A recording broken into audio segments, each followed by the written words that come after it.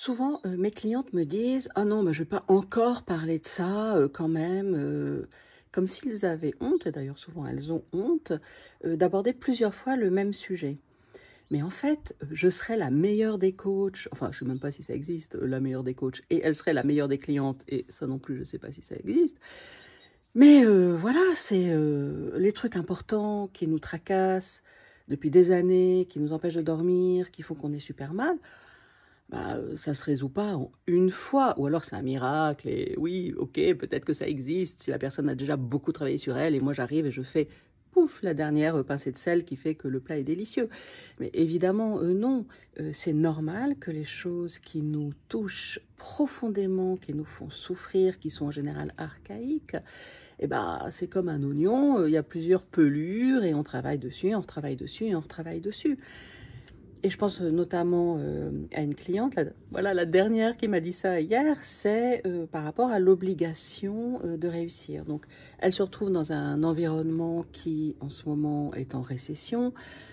Voilà, et c'est difficile pour elle parce que elle a la quarantaine, la jeune quarantaine, deux jeunes enfants, et elle a l'habitude d'évoluer, d'évoluer, d'évoluer. Elle était parmi les premières de la classe, elle a fait une grande école, euh, elle a eu des super boulots dans des super entreprises, et là elle bosse dans une des plus grandes boîtes prestigieuses, bref. Et ça fait 1 an et demi qu'elle n'a pas eu d'évolution parce que ça fait 1 an et demi que le secteur est en récession. Et elle le vit super mal. Et oui, bien sûr, on en a parlé plusieurs fois. Déjà, quels sont ses plans B? Qu'est-ce qu'elle fait si elle est virée? Qu'est-ce qu'elle fait si...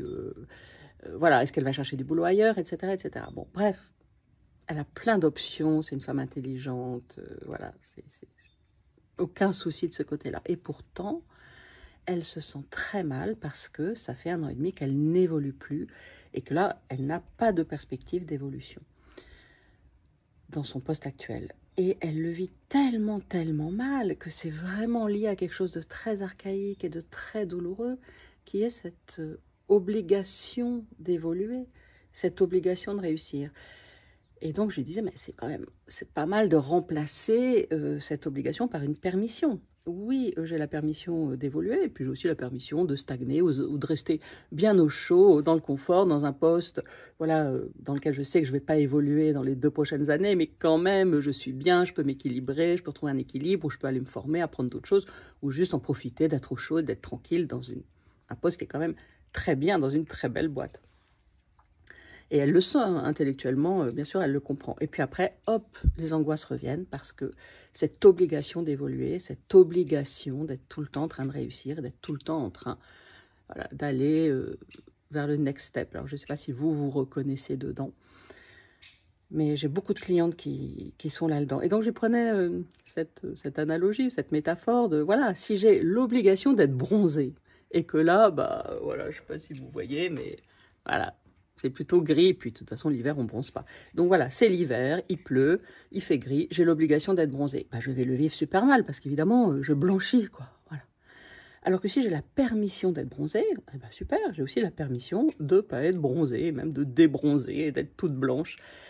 Et donc, je ne stresse pas, et je sais que le printemps va arriver avec le soleil et l'été, que je vais à nouveau être bronzée. Mais ce n'est pas une obligation, c'est une permission, c'est ce qui fait que je vis ces moments où je ne suis pas bronzée beaucoup mieux. Alors, je ne sais pas si cette analogie vous parle. Comment vous vivez ça dans votre vie? Avez-vous l'obligation d'être bronzé, l'obligation de réussir, cette obligation d'évoluer qui vous met tellement de pression que vous ne pouvez même pas profiter de l'hiver, des moments où il pleut, pour aller vous ressourcer ou faire d'autres choses, apprendre de nouvelles choses ou juste vous reposer? À très bientôt.